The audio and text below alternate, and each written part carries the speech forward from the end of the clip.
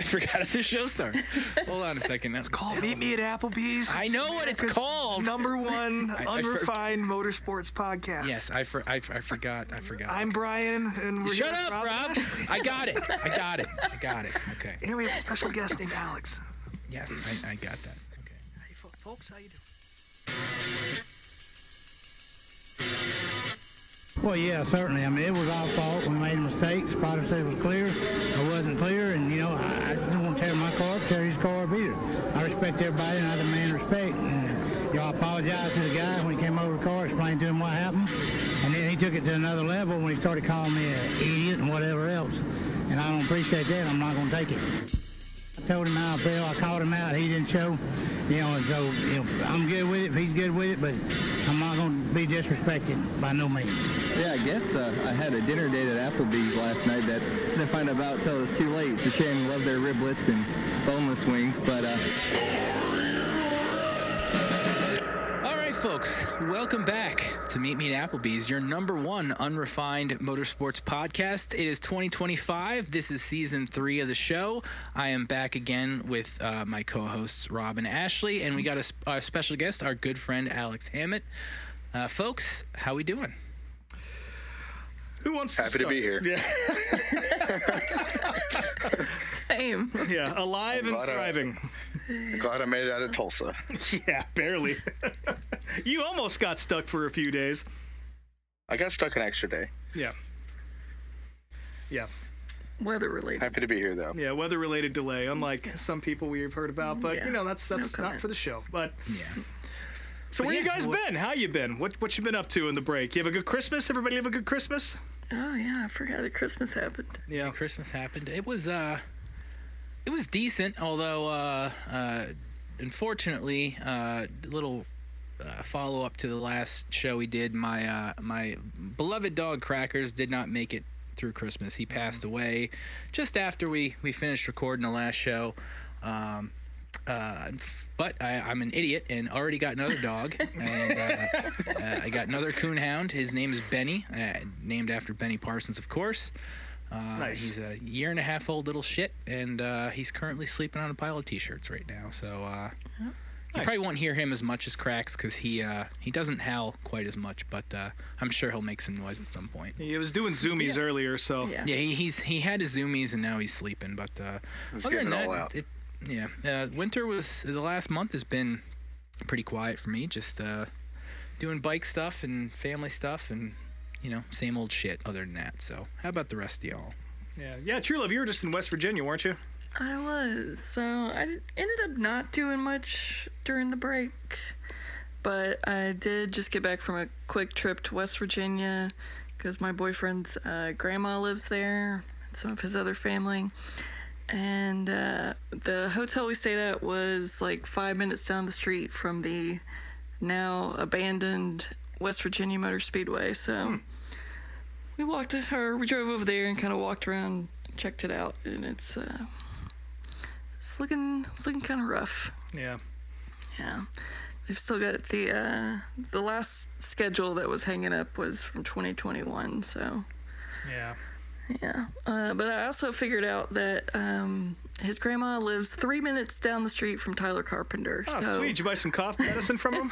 I didn't, but I had to drive by his house just to see where that heathen resides. And I was very disappointed that when we drove by, there was not, like, children in the yard fighting and smoking cigarettes. You're looking for, like, a Jeff Foxworthy joke out there. Yeah. There was one of those giant Halloween skeleton things in his yard that was like knocked over and ripped apart next to the Kamikaze Kid merch hauler. Yeah. Yeah, that's the home of Kryptonite chassis. We drove by this shop too. Nice. So Parkersburg. You guys didn't stop to get a T-shirt or anything? No, it's good. I did go in and watch some cable TV with them. On past episode when Brian went to Pennsboro, he talked about pepperoni rolls. Yep. And I finally had a pepperoni roll, and I will say they're disgusting. So. That's my off-season update. Very nice. Mm-hmm. Yeah, I didn't do a whole lot over the break. Let's see. We talked about Gateway on here. That was kind of the last big event up until the shootout, which was killer, by the way, if you all didn't watch that. I think me and former friend of the program, current friend of the program, former guest, Kyle Ayala, are going to eventually spend all of our extra money on a micro sprint and send Brian or some child into the catch fence at the shootout someday. That's our new goal. That's good. How about you, Alex? I know you're the first timer on the show, and some folks might not know who you are, but how have you been over the since the break? I don't know what break, but it seems as the gaps have been filled pretty quickly. Yeah. Went saw family for Christmas. Went to stay with my dad for a week. Lost my grandpa between that time, so good to spend time with Dad and just take your time with family and remind yourself that you're all together once, bad things like that happen, but it happens to everyone. But when are you going to get your dad out to the Chili Bowl? I got him out there to 2019. Is it? And he had a great time. He loved it. He knows. We didn't really have it as dialed as we do now, where it's kind of standing room only. So we didn't have the best places to stand whenever he was there, so he wasn't extremely impressed. But I'm dying to get him back out there with all of us. So that's next on the list. Yeah. I think our winter was dominated by counting down the days to the Chili Bowl than actually going. Pretty much, yeah. Well, you want to talk about? Just looking forward to that. Yeah, you guys want to talk about NASCAR for like 30 seconds before we get into how Alex and I tried to kill ourselves in Tulsa? Yeah, we got a few things to talk about. Let's see. I guess we'll start off with the Clash since that's coming up this weekend, and True Love will be there. Let's see. We've got Tim Brown, who he is a multi-time track champion. I think it's 9 or 10, something like that. Burt Myers also running the event in the Cup race, which is fucking awesome. Yeah, we've got a few Madhouse regulars running the race, so that'll be interesting. And there's still I think I don't know where fan excitement lies with this one. I mean, a lot of people seem to be excited. There's definitely some people that bitch about, it's not the same. It's not the same track as it used to be because they put up the soft walls and all that shit. But I don't know. I think it'll be interesting. I'm excited to see what it's like, and just the fact that I didn't hate the LA races, but the fact that it's going to be in an environment where everyone is going to be very, very excited about it, I think that's going to up the energy levels quite a bit, and hopefully we see some fighting and other shit happen, but who knows what it'll actually be like. Agreed. Put your money on Ryan Preece if fucking Roush can make the show. I'll tell you that. That place is custom built for him. Also on Saturday, there's a big modified feature that's on Flow Racing and on the new NASCAR Tubi channel. It's a big challenge. I think it's an invitational-only event, I believe, but Ryan Preece is running that as well as all the other Bowman Gray regulars. So that's going to be fucking fun. And, as a fan who's going to be watching from home, I am over the moon about this. I cannot fucking wait for this to happen. I think the racing we've seen before, except for the fact that there's no inside walls at Bowman Gray. So you can kind of get a little more jazzy with your competitors there. But we've seen that at the Coliseum too, and honestly, that's kind of what the Coliseum was a fucking gentrified version of Bowman Gray. So I'm stoked about this. How about you, True Love? You're actually going to be in the house. How are you feeling about it? You finally get your tickets from Mima at the ticket office? Yeah, she emailed them over. Good. Yeah. I know that was up in the air for a while. So it was. She took her sweet ass time with it. Yeah, I'm excited. The weather looks like it cleared up. It was supposed to rain Saturday, and now it looks clear. So perfect. That's good. I had a couple people that were supposed to go with us that couldn't. So now, friend of the program, Kyle, is going to take those tickets. So Hell yeah. Oh, good. that'll be good. Very nice. So I'll have more to say about it next week. But I'm very excited. Even if the racing is god-awful visually, I think it's going to be really neat. So I mean, Cup cars at the oldest track on the schedule is something else. Like, it's cool at Martinsville, but this is even more old school. So that's going to be, at least visually, a sight to see. yeah. Moving on from that, so we're not going to catch up too much as far as all the shit that's happened over the last month because, if you're any sort of fan, except Rob, you've probably at least seen some of what's been happening. Couldn't tell you.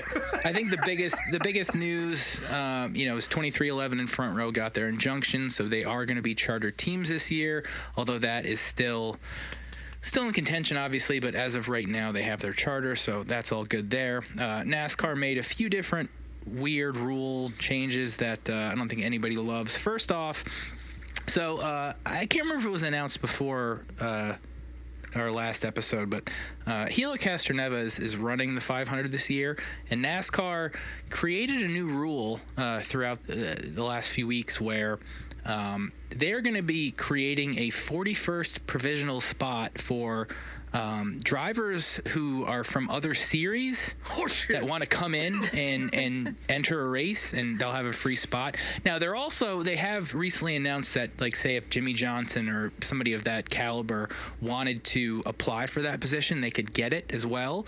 But me personally, I think the rule is dog shit. Race your way in. It's how it's always been, and I understand wanting to maybe try to get drivers from other racing series and get some of their fan base over, but still, you got to race your way in. Like, that's just how it's competition. Like, if you're good enough to race in the biggest NASCAR event of the year, then you should be able to qualify like everybody else does. Yeah. It's a really weird move by NASCAR. It really kind of goes against a lot of their history, and I don't really quite understand it, but we don't make those rules, so it doesn't really fucking matter.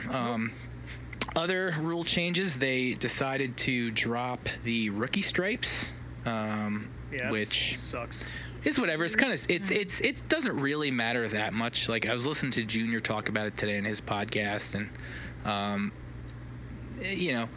nowadays the point he made was nowadays, I mean, you only get so many extra cars coming in, and a lot of these guys are pretty experienced by the time they even make it to the Cup Series, but it is still just a weird tradition that I don't understand why it needed to die, but it is what it is. Yeah. Isn't it optional, though? So if SVG wants to run it, he can? They can still run the rookie stripes. Yeah. And the other waiver note that everybody is a little bit on the fence about is they did make a Kyle Larson rule where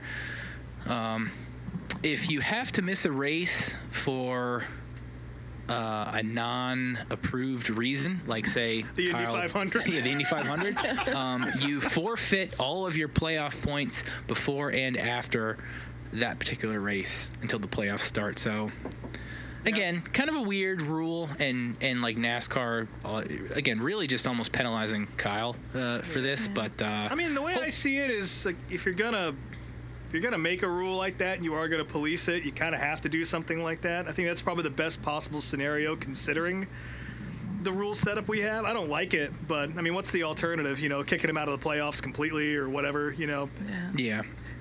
Yeah.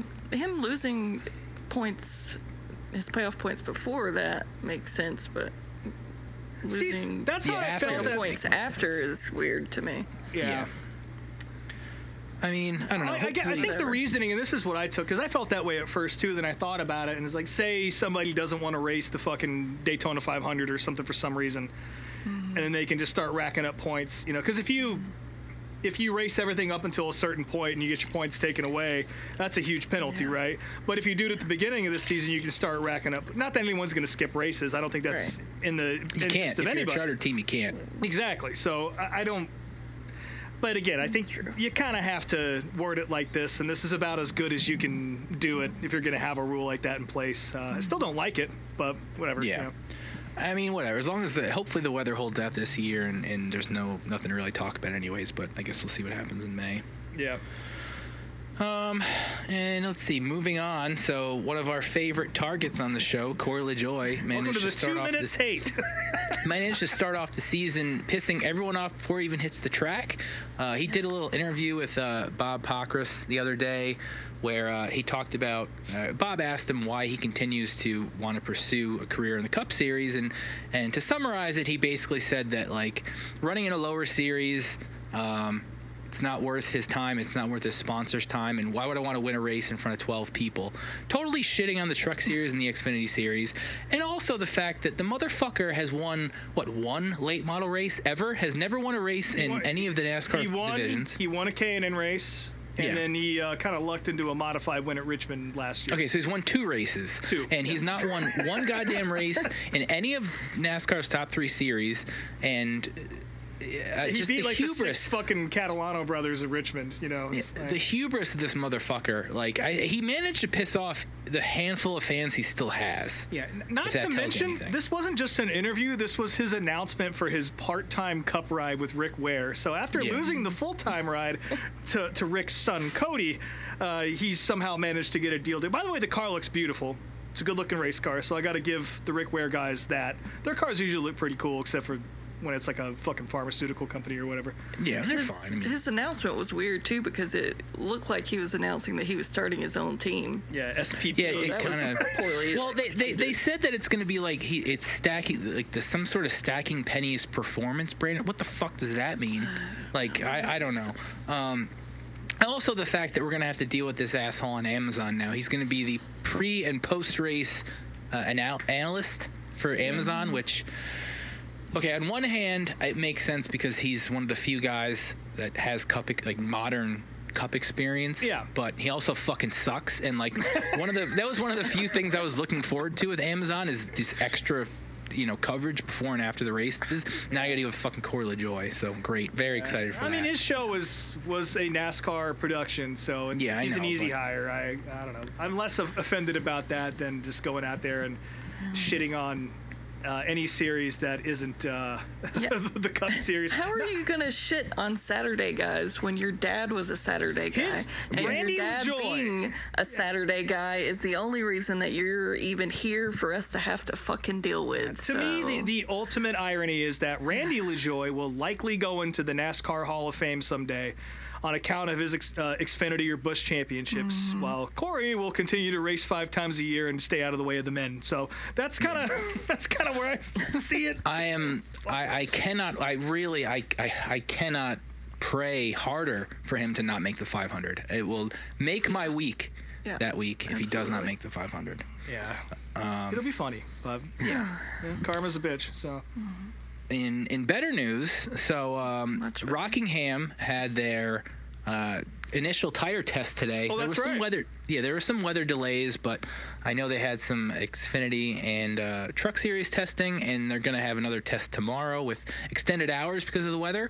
And additionally, and I know we all know True Love is very excited about this, Casey Kane announced over the last few weeks that he's going to be in that race at Rockingham in the Xfinity race, driving for Richard Childress. So that's very cool. I know I'm personally... It wasn't Richard Childress, but... Well, whatever. He's still in the race, which is cool, and I know this is one of those races that's on my list this year to try to get to. So, I'm excited for it. And I didn't really watch or hear much about what happened today with the testing, but just the fact that cars are back on track there is awesome. So I'm very excited for that. It's just nice to see a sprint car guy get a chance to run against the Saturday guys. Alex, do you have anything to say about Corey LaJoie or Casey Kane? I'm excited to see Casey in a Cup car or not anything but a sprint car again. Yeah, that's nice. I'm used to seeing him in a sprint car. I don't know what he's in anymore. But I'm excited to see him at Rockingham. That'll be really cool, and that's really awesome that Rockingham's back on the schedule. Do you have any shit talk on Corey though? That's the real question. I don't think any of us like him. Yeah. No, none of us do. I don't think anybody does like him. I do not know anyone personally that is a Corey LaJoie fan. Not one person. You probably won't meet one either. Yeah. No, hopefully not. I knew one, but I haven't checked in with him since yesterday. So. Yeah. No need. Yeah. Although piggybacking off the Casey Kane sprint car stuff, in sprint car news, the World of Outlaws and Lucas Oil Sprints, or Lucas Oil late models, they announced that. Did Lucas too? Yeah, I think it's that whole Dirt Vision and like the Dirt series. They're all. Oh no, sorry, Dirt Car, not Lucas Oil. Well, the World of Outlaws, Lucas Oil, it's the same series, right? No, Lucas is different. Oh, I thought it was the same. No, well, never. Well, yeah, it doesn't matter. World Racing Group. Yeah. So they announced a new policy talking about gambling on the races, which more or less means they're going to start doing online gambling, which I'm excited for. Yeah. Anytime I can bet on racing is good for me. Again, not that I bet a whole lot financially, but I bet on every race I watch pretty much. So yeah, they're definitely not coming after guys throwing money in a hat in the infield. This is definitely setting up for something much larger, which is great news. And like we've talked about betting on USAC on DraftKings before and how it's easy money. I would imagine it's going to be the same thing here. And to piggyback off you mentioning Lucas, apparently there's talk about all of these major series considering adding language into their rule books, similar to what World Racing Group has done in anticipation of this. So, yeah, you'll be able to bet on Ricky Thornton Jr. across the fucking country as he comes in 19th for some reason, because that's been happening lately. What the fuck? And I'm very much looking forward to that. There you go. Gambling. And I guess this last note kind of merges into the DARF of the week comment. So if you listened to the show last year, I'm sure you remember the numerous times we've mentioned Jason from Texas on the show as being the DARF of the week. And Rob nominated him this week. Now, I'm going to say this is the last time we nominate him. Yeah, I agree. This year, because I was blocked by him on Twitter finally. Because I fucking hate this guy, and I'm one of, like, I don't know, like, I love shit talking online, and I love getting into it with people, and I don't do it that much with racing, but this guy in particular, just there's something about him that just really upsets how fucking stupid he is. Well, his spelling is correct, so I imagine it makes it more fun. There's that. I mean, he does his best to try to sound intelligent, but he just, again, the conspiracy theories and insane dog shit, and like literally he doesn't say anything positive about any racing series at all unless it's involving Kyle Larson. Yeah. So I got blocked by him. In the last month, we've had Bubba and Freddie Kraft. We've had Justin Marks and Matt Weaver interact with him, basically all calling him an idiot and just laughing at him. And this was the tweet that got Matt involved to call him out. Let's see here. So Jason tweeted, Chili Bowl needs to refuse entry to the uninitiated fake Twitter journalist Matt Weaver. First of all, he's paid by Dale Jr. to cover a competing asphalt series. This is clearly a conflict of interest for Flow Racing and CB Nationals, which again, Cars Tour is on Flow, you fucking moron. Like, how is it a conflict of interest? Secondly, Dale Jr. has a fiduciary interest in the downfall of dirt racing and the success of asphalt racing. Another conflict of interest. Like, first off, so Matt covered Matt, aside from doing his stuff with the Sportsnaut, I think, whatever the site is, he also has a site called Short Track Scene. Matt is a great journalist. I read his stuff all the time. He's really good at what he does, and he's not quite at like a Jeff Gluck or Bob Pockrass level, but he's a very good journalist to follow. Continuing Jason's tweet, secondly, his coverage of this race is clearly slanted to negatively shape the Chili Bowl's perception. Look at how he begins his article attacking the winner, downplaying his achievement, and most importantly, downplaying the Chili Bowl format. Lastly, he doesn't know dirt racing. He spreads falsities that downplay the racing, and he regurgitates nonsense, blah, blah, blah. I should say that this all started because in the shootout, Kyle Larson was running a line where he's more or less running on the wall, and not even Matt Weaver, Freddie Kraft said, "Oh, if you like if you liked Ross Chastain's wall ride move, you're gonna love Kyle Larson doing it on dirt." And he just lost his goddamn shit. He's like, he wasn't riding the wall. He basically like. He was. Like, what? He was. He was. There's footage of it. Like, it's insane. He was on the wall. So sick. And, like, basically called out Freddie Kraft and all these other people. And, like, it's just insane. Like, the fact that he thinks like anyone was shit talking Kyle Larson. Yeah. At all. Like, no one was doing that. We were all praising him for driving that way. Like, it was cool. Like, it was awesome. Yeah, we were and it was a way bit on Saturday when he tried to do it again and again and almost flipped twice. And well, yeah, but I mean, he was at least, he was at least trying. The point was, Freddie made that whole tweet because it was a way for fans who don't follow dirt racing. Hey, like, this is a cool thing that Kyle Larson's doing. He's driving like a fucking madman. Check it out. Like, there's plenty of NASCAR fans that don't watch the Chili Bowl. I only watched them the last few years. Like, and it's a cool event. Like, you should want to watch it. Like, you have Kyle Larson, you have Christopher Bell, you have all these other guys running it. Like, Kyle Busch is in there.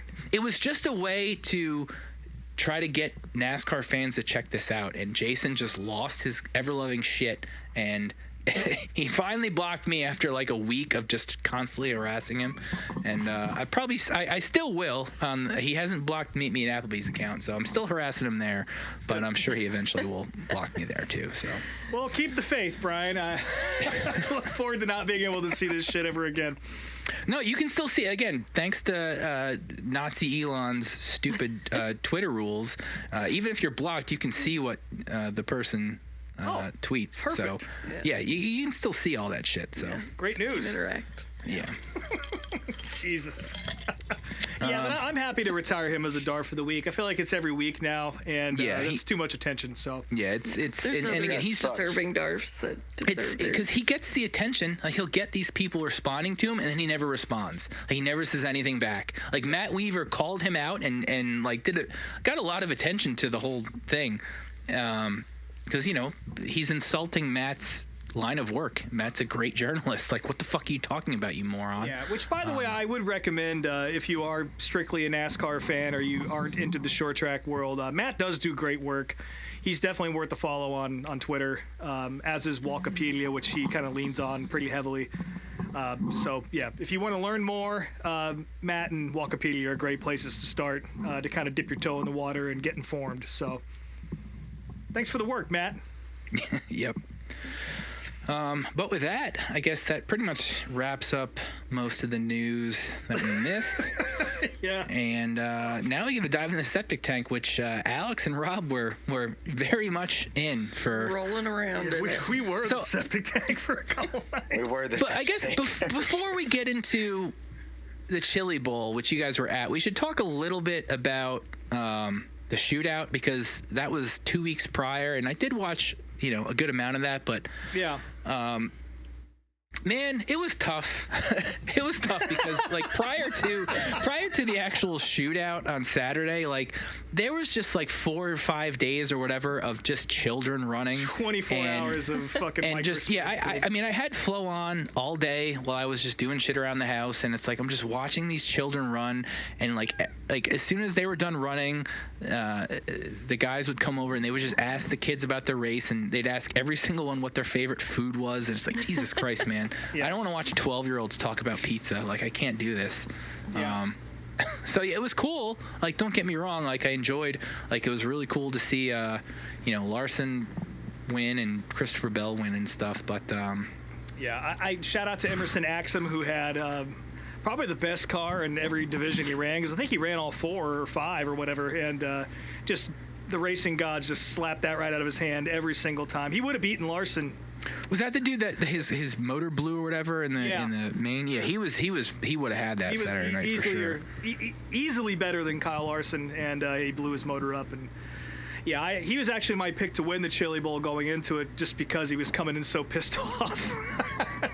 And he did okay. I think he got a top 10. But yeah, I really enjoyed the shootout. Again, I can't watch the whole thing. Like, I don't think anybody in their right mind is watching the whole thing, you know. Yeah. But I really enjoyed the all children portion of the broadcast, where Brexton Busch had a mic and he was going around interviewing people. I thought that was really cool. When they had Brexton up in the booth, I really thought that was neat, and it's kind of see the youth have a bridge into the bigger world of racing, and had them have a stage that is, I won't say it's on par with the Chili Bowl, but it's kind of getting there, I would say. I mean, there's some big names at the shootout this year. So, I mean, Ricky Thornton Jr. was there, Kyle Larson, Christopher Bell, Emerson Axum, of course, Jason Persley. Like, these are big-time dudes that come and run that show. So it's definitely neat to be able to see them on the same stage and on the same broadcast. But we didn't go to the shootout. We went to the Chili Bowl. Same town, though, same building. And I don't even know where to fucking start with this, Alex. I'll let you start it. I don't know where to start either. I feel like it hasn't ended yet. Yeah, so we'll run through the nights we weren't there. Monday night, of course, was a huge night. A lot of guys that had other commitments later in the week, like Ricky Thornton Jr., Kyle Larson, all these guys. They ran Monday night. Kyle Larson ended up winning the feature. Even though I don't think he had the best car of the bunch, he certainly kind of gritted his way up through there. Christopher Bell won the Race of Champions, and he's looked happier than I've ever seen him, which seems to be a common theme with a bunch of drivers who've been at Joe Gibbs for a while. Finally. Yeah, I will say that, like, the whole between the shootout and the Chili Bowl, Christopher Bell, it was the most like animated I've ever seen him. Like, he was almost like a different person. And I've the last year or so I've become a bit of a fan of Bell, and the Chili Bowl and the shootout really confirmed it. Like, I'm a Bell guy now. Like, I like him a lot, and I want to see him succeed, and it was really cool to see him just be so psyched on racing and winning. So that was awesome. Yeah, he's a dog, and that Race of Champions is tough. It's the best of the best. So to see him come out there, and it's like he hadn't skipped a beat. Now, what is this, like 3 years he hasn't been at the Chili Bowl now? Something like that, yeah. Yeah, so that was cool to see. And of course, Keith Coons brings hot rod, so there's no surprise that the car would be fast. But just to see vintage Christopher Bell on display was fucking awesome. Tuesday night was weird as fuck. A lot of the big dogs kind of got into trouble or had issues or whatever. The biggest of these being Buddy Kofoid, who got up in the fence and tore it down and pretty much ripped the whole front end out of the car and had to go to the back. We did get to witness a piece of just badass fucking work by the KKM guys to completely change the front end on his midget during the break while they fixed the fence that he tore down. So he created his own luck a little bit right there. Almost seemed intentional. It almost seemed intentional. Huh, buddy? Fence repairs are like 30 minutes every time. But still, I know Keith Coons has 4,000 guys that work on those cars, and they have all the money and backups in the world. But it was still badass to watch him change the front end in like 10 minutes and get him back out there. And Buddy made it back up to third, but the surprise of the night was Landon Brooks picking up a prelim win night. I don't think anybody had that on their bingo card. I certainly didn't. And good for him. You like to see the underdogs get out there and get it done, especially when you're up against Buddy Kofoid and the Toyota stable of stars. Wednesday night, Emerson Axum did get a win, so that's about as good as it got for him. And then that brings us to Thursday. So I went out a little bit early. My folks live about 2 hours away in northwest Arkansas, and my mom has kind of gotten into the Chili Bowl a little bit just through me, always watching it when I'm at their house, because I always end up going and visiting them in January. I've said it on the show before, but this year was no different. We watched pretty much the entirety of all 3 nights. And then my parents were kind enough to drive me to Tulsa because it was really expensive to fly or rent a car or whatever. And they're like, fuck it, we'll just take you. And I was like, well, if you're going to take me, let's go to the Expo Center. Let me show you the shit. Because we've been watching it for the last 3 nights. Let me show you what the building looks like. So I actually got to take my parents in and walk the pits with them, show them the track, introduce them to Kyle Armstrong, my good buddy and friend of the program, who now works for Simpson. If you need a helmet, fire suit, a Hans device, or just a really cool hoodie, go see him at any major sporting event in the United States where the Simpson trailer's at, and get my boy some commission, because he works hard out there.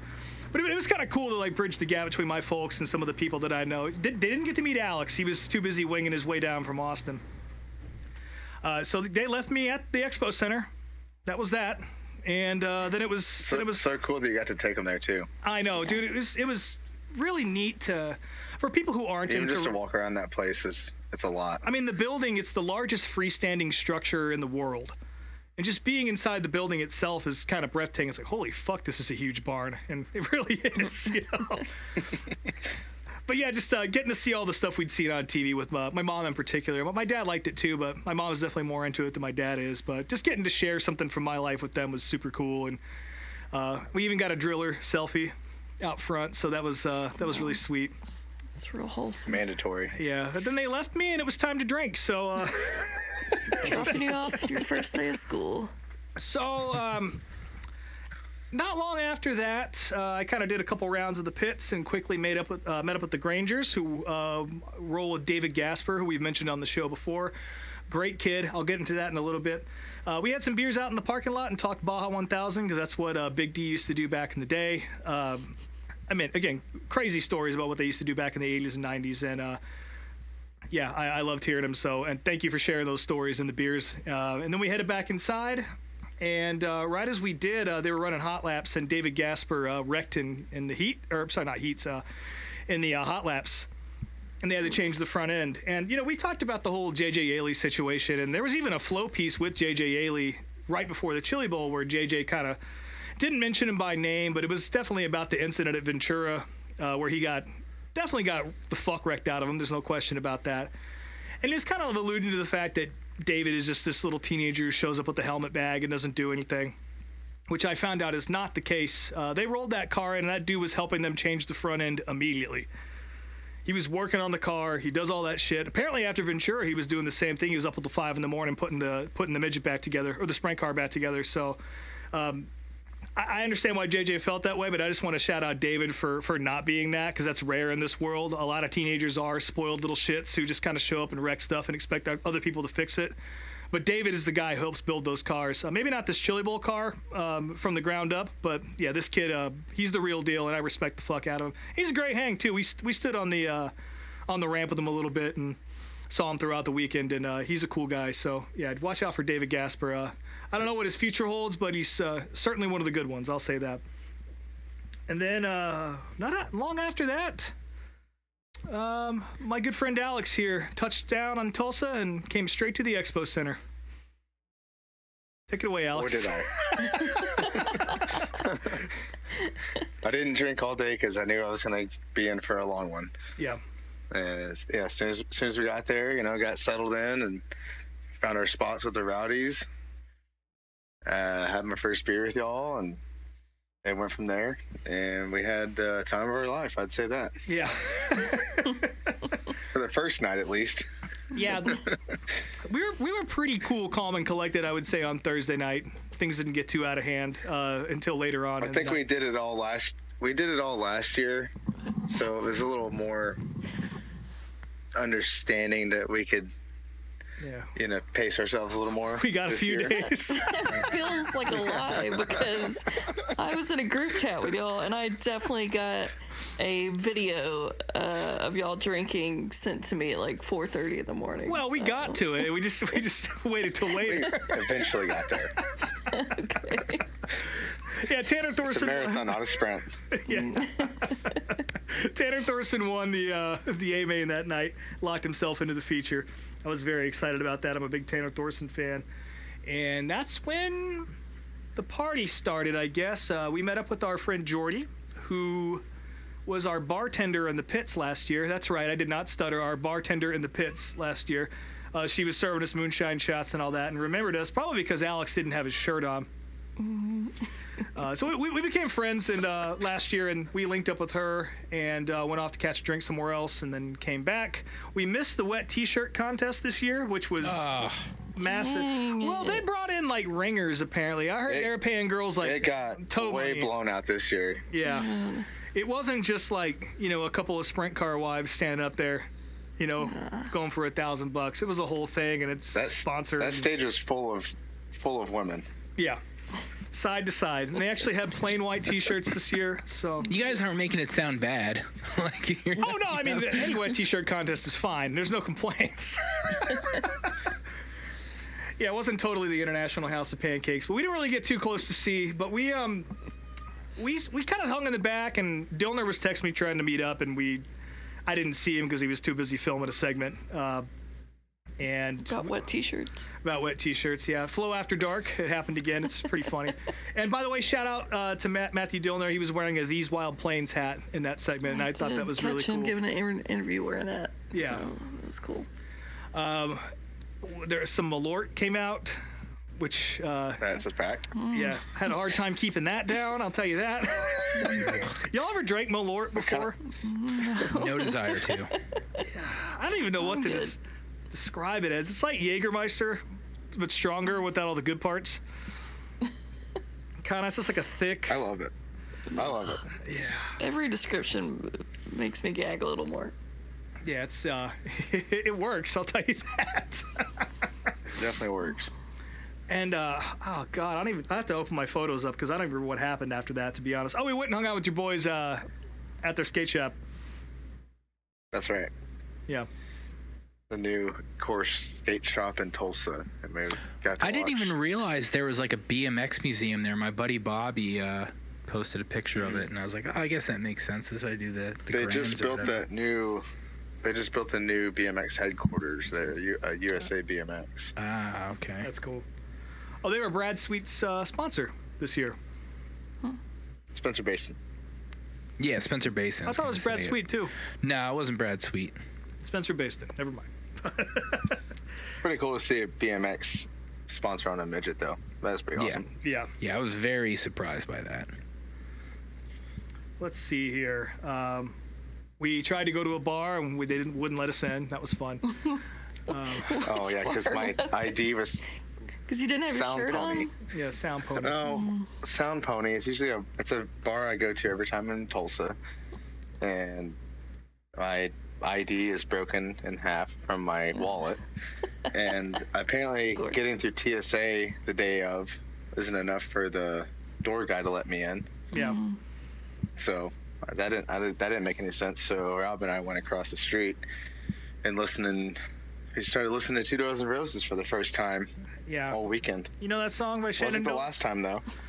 Of course. No, that jukebox got fed 2 Dozen Roses a few times, and we got to watch some future bridesmaids completely fall on the ground, trying to leave. That was funny. And yeah, I don't even know what happened. I would say aside from Sunday, Thursday was the most fucked up I was. So.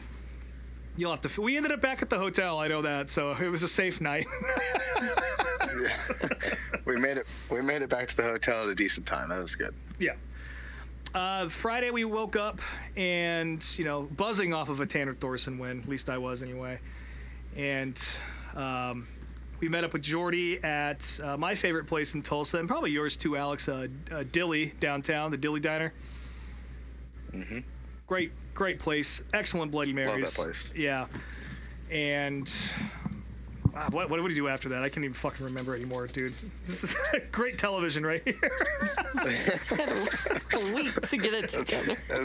That's all meshed together right now. Yeah. So I'll be honest, some of these stories might be out of order. Oh, we went to the Mercury Lounge, which is a great little dive bar. Nice. Met up with my good buddy Kobe, who he was the tour manager on the Reckless Kelly tour we did. He works with Mickey and the Motor Cars now. Just fucking excellent guy.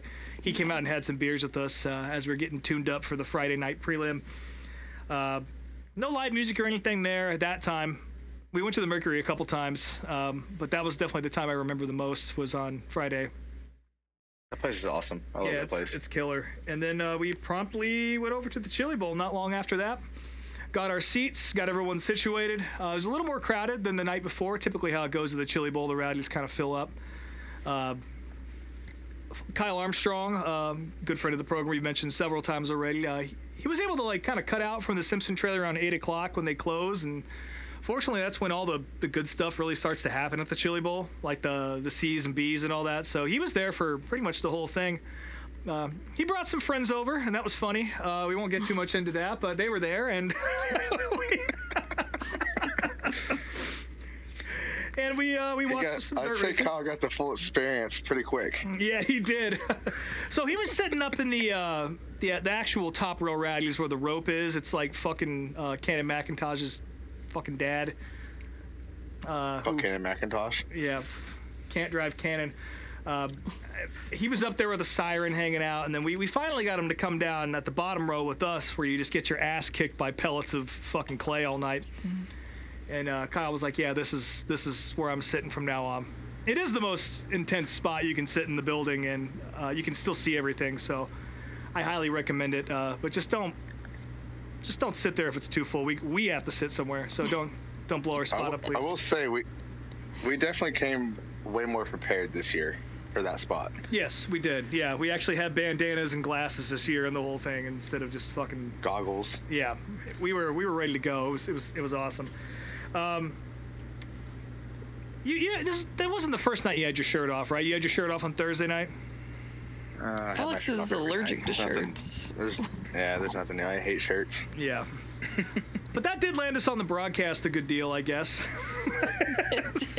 You were easy to spot in the crowd. Yeah. Yes. This is a good time to bring this up. So Thursday night, we were walking around the pits after the wet T-shirt contest, and people were kind of dispersing, but Gordy Gundaker, who of course ran the Chili Bowl, he had his set up, and they had the big party speaker out, and they're playing a bunch of 90s country gold. Of course, we gravitate over there because, we're both Gordy Gundaker fans, so we'll go see what's up, see if we can get some beers from him, hang out, which we do. And Alex asks Gordy to put on some Clint Black. And Gordy's like, I'm not putting that on. And so Alex calls him a pussy, naturally, because that's what you are if you don't put Clint Black on.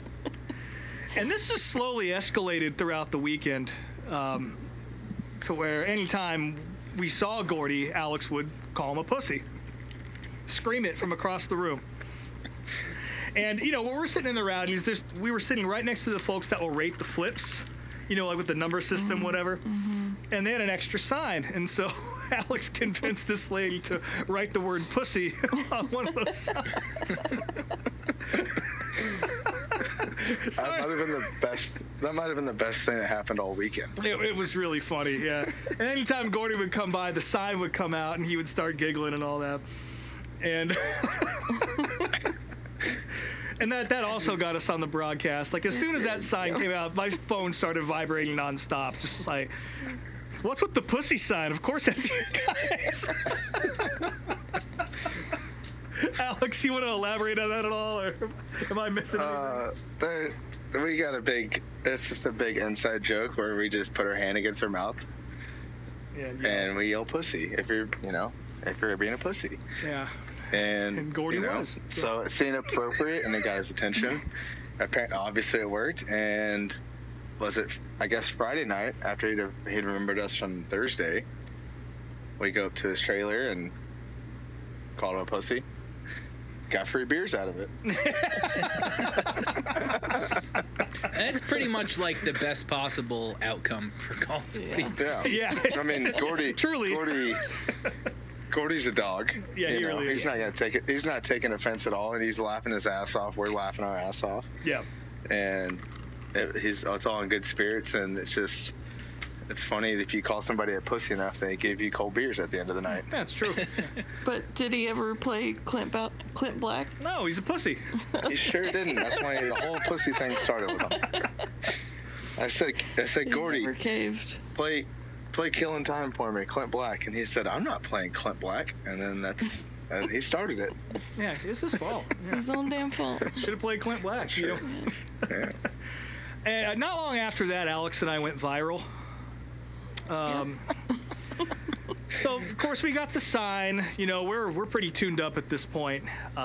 We're both big Jason McDougal fans, and I think most of the building is. He's a local guy. Had a hell of a soup run a few years ago. He's been a contender before, but just one of the guys in the building, kind of like Hank Davis or fucking what's the other one? The other local Tulsa guy, Blake Hahn. All those guys who are just pretty much just run the Chili Bowl. We love those dudes, and so when they came and partied with us last year too. Yeah, he did. Came and sat with us. He did. Yeah. J-Mac rules, and so the A-Main starts, and fucking Gavin Miller just straight up dumps Ryan Timms. He says it was on accident, and honestly, the video kind of supports that, but the Rowdies did not take kindly to that, and he proceeded to get booed every single time he went by. We're all on fuck Gavin Miller mode, and I've always been on fuck Gavin Miller mode, so it was perfect fit for me. Anyway, fast forward 20 laps, something like that, and J-Mac flips right in front of us, and it was off the back tire of a car that looked just like his. It was Darren Pittman. It turned out to be Darren Pittman, who I love, but and honestly, I was still flipping off Gavin Miller on the way by, but you've probably seen the video if you're anywhere near racing Twitter or Instagram or whatever of J-Mac climbing out of the car and just flying a big old bird at Darren Pittman as he rode by. And then the camera zooms in on Alex and I, and I'm giving him the 4-2, and really I'm flipping off Gavin Miller because I don't like him, but because I thought he wrecked him. Really, I'm flipping off one of the greatest fucking 410 drivers of all time, but come see, come saw. Just the pole sitter for the most recent Knoxville Nationals. No big deal. No big deal at all. Yeah. So Sorry, Darren, it wasn't for you. Speaking of going viral, though, did you guys run into Robert Bell at all? I saw his car parts. We went to his pit, didn't we? Yeah, we went to his pit. He'd already packed up and gone by then. I went there on Thursday before Alex showed up, and he wasn't there. But his car was, and my God, I can't believe they let that thing out on the racetrack. It looks like a total pile of shit. It's just all rusted, and there's leaves in it and stuff. It's so funny. Shocks held on by a fucking bungee cord. That's not a joke.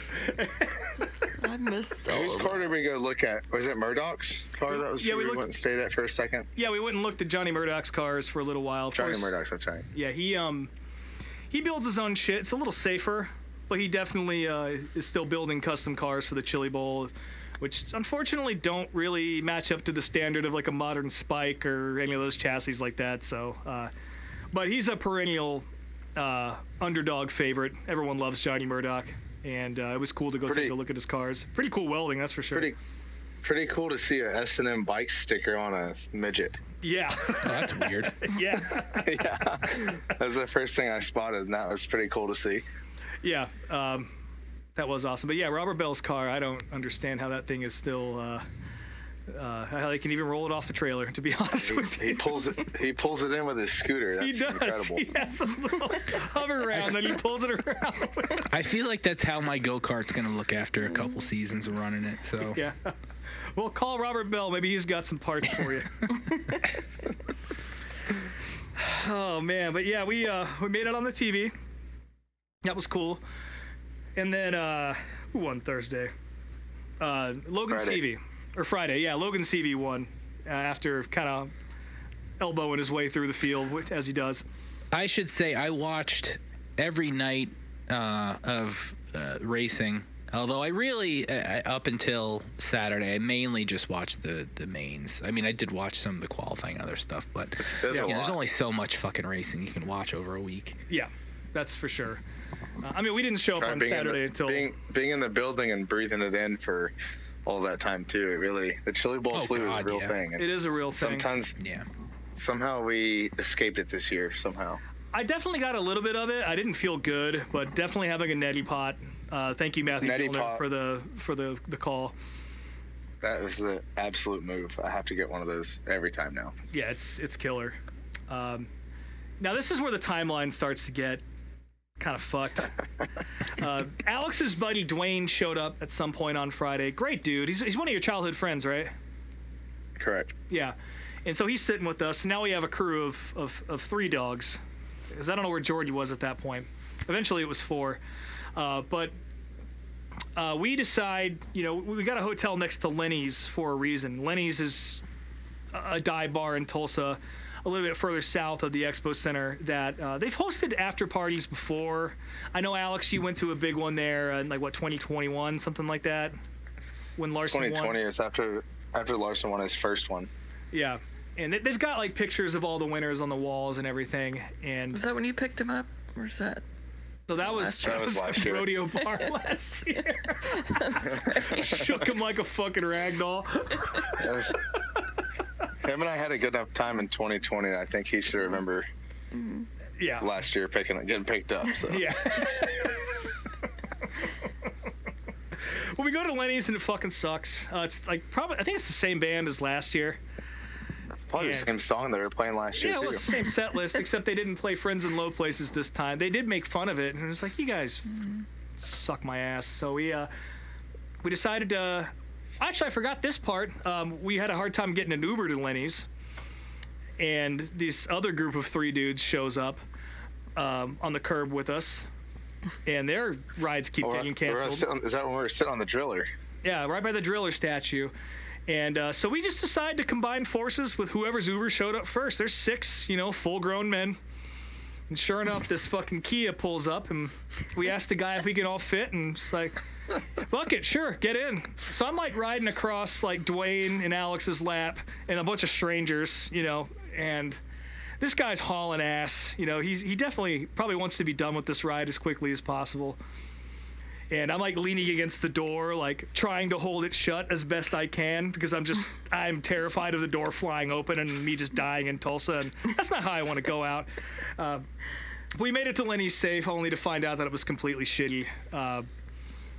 I think Jordy met up with us, right?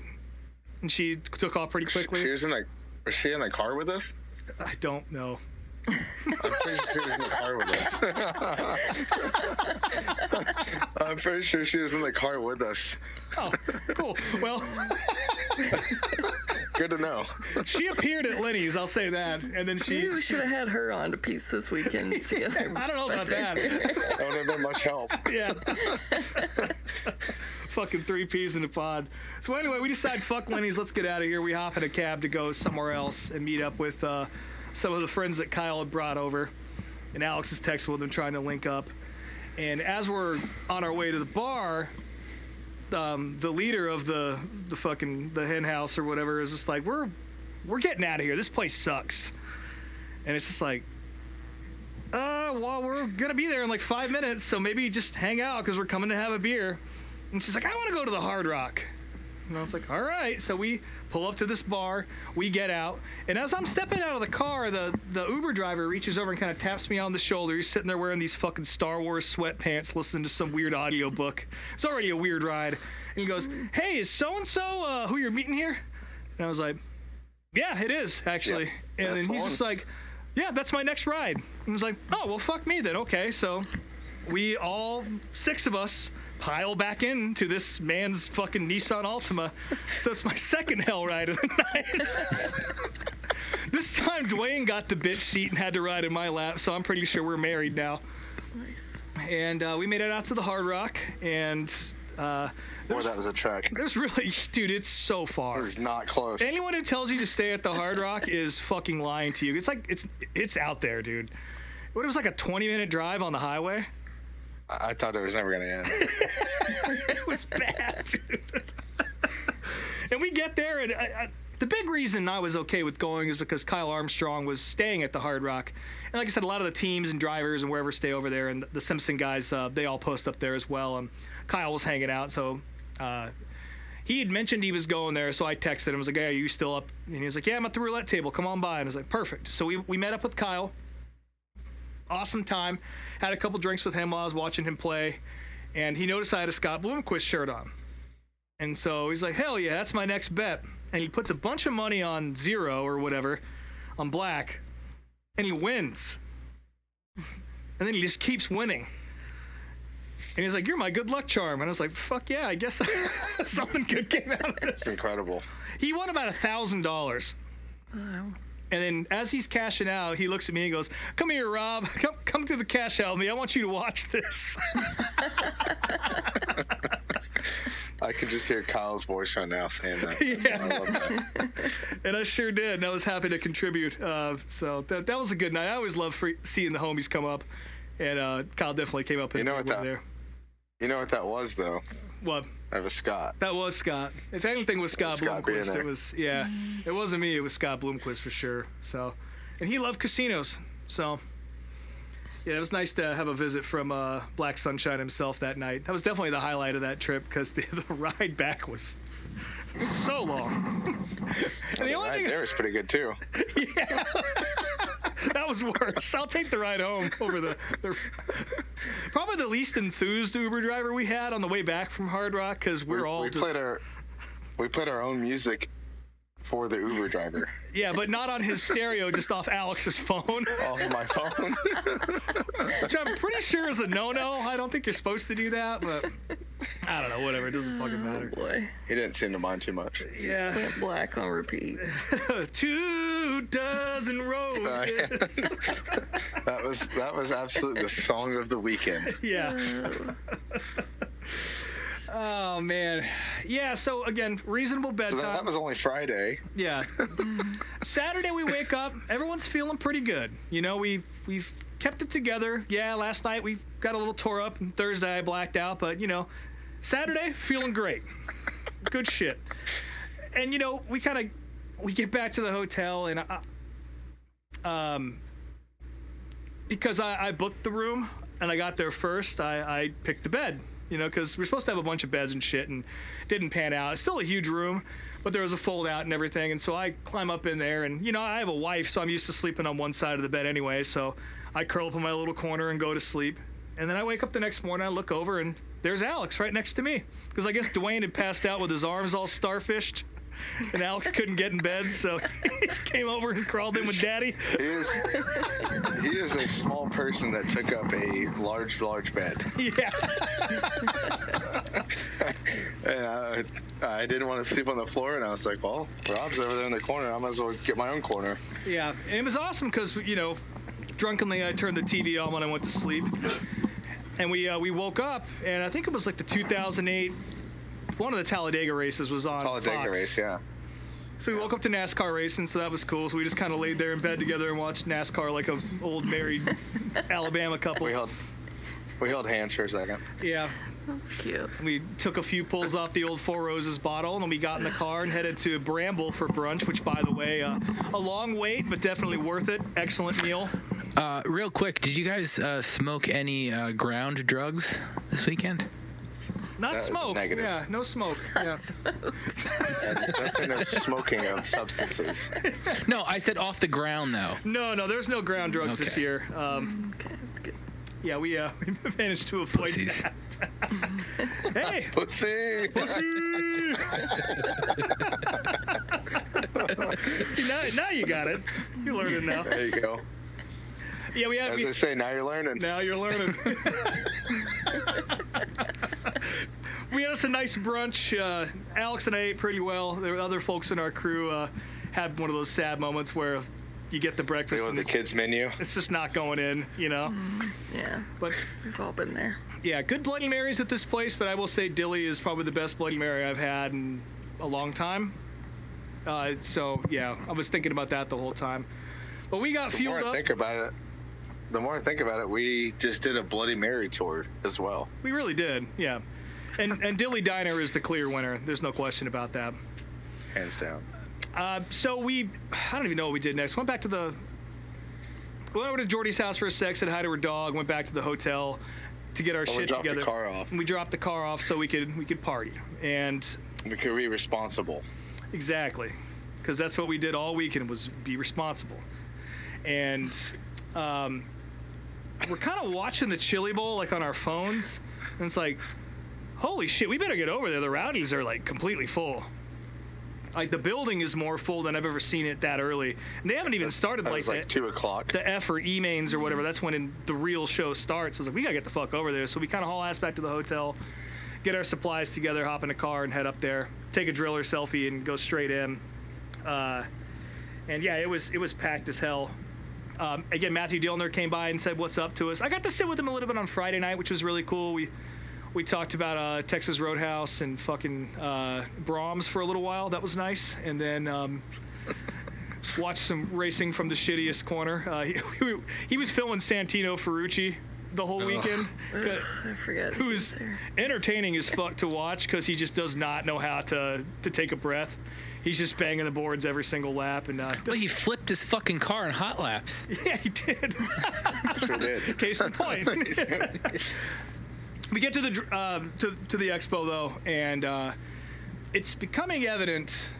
My wife even called me. She's like, "Hey, I don't know if you've looked at the weather, because I was supposed to fly out on Sunday morning, like at 9, which is already going to be hellish. And I'm already half in the bag at this point. So I'm prepared to have a shitty morning, or start tapering off on drinking or whatever. And my wife calls. She's like, "Yeah, have you looked at the weather? It's going to be pretty bad here tomorrow. Has American offered you the ability to move your flight? Because I would recommend doing that." And sure enough, they did, but I had to call the airline, which, this is already a circle of hell for me having to sit on hold with anybody. No less at the Chili Bowl. So I'm just sitting there like trying to call the airline and move my flight back, see if it's even possible, which fortunately, I was only on hold for 5 minutes. They got it done. It was awesome. Moved my flight back to Monday morning, which is a holiday, didn't even miss work, paid time off, fucking excellent, let's go. Rob's back in the game. You know, there's no pussyfooting around tonight. It's another party Let's night. hammer down after Yeah, that. exactly. Full pull. Full pull. Which is pretty much what we did. Again, the Rowdies were. We gotta mention. We do have to mention our friend Heath. Yes, we do. We haven't mentioned him yet. So we met Heath last year. He's from Iowa, right? Yep. Yeah. Just a guy we were sitting with in the Rowdies last year. Really nice, super funny. And I'll let you explain how we pick on him. It's similar to Gordy, but probably less vulgar. Yeah, he always seems to be standing up. Yeah. One of those. We don't like those. He's always very excited. We love the guy. He's great. He's all one of us, of course. But Yeah. we set, I don't know, like sections apart from. Yeah. And we'd look. A couple hundred yards away. And it became another joke if Heath was standing up or not, and he would be the only one around standing up at all times. So that became another joke that we would yell across to him. Heath, sit the fuck down. Sit down, pussy! Yeah. And they're just all intertwined. Yeah. Anytime you walk by, would you just sit the fuck down, Heath? Can't see the feature. It's like nothing happening on track. Eventually a megaphone got involved. I will say this, though. I mean, the Rowdies, like, if you're listening to this, you probably understand the vibe of what it is. But it's a general admission grandstand for the pits. And I can't think of another racing event that feels like that. Can you? Because, like, Nothing. There's nothing like it. There's just such a vibe in that room that is infectious and, like, so... like positive and kind of chaotic. It's hard to explain how much chaos is around you, but also coordinated in a way. Yeah, and it never feels unsafe. It never feels like, oh boy, here we go, there's going to be a fight. There was a fight, though. Those guys in the fucking clown costumes got booted out. I forgot about that. Completely forgot about that. Also, shout out to the cop who was doing security for, like, the entire section, essentially by himself.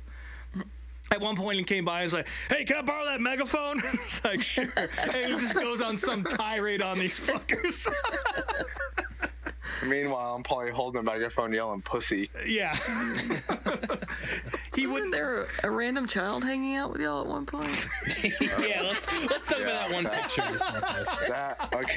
That did happen. Was it?